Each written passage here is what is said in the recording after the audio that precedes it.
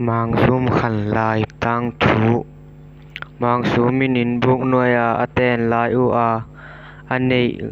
gui te kum kim to tapasal sagi nei a u pen pa min suang le thi in anau pa min zang lo a hi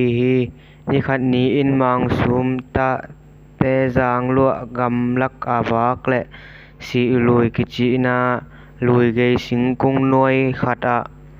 ngang nu mel hoi ma khat amu hi tua nu ngang mel hoi ma nu ngai ma hi man in bua chia pi in a zi ding in ten pi hi tua nu ngang mel hoi ma zi a anei zo a kipan in anei sa alam sa u ani ni in hong khang sem a asial khoi sa u achin na muna simin gam sial to ki be lap thua hi mi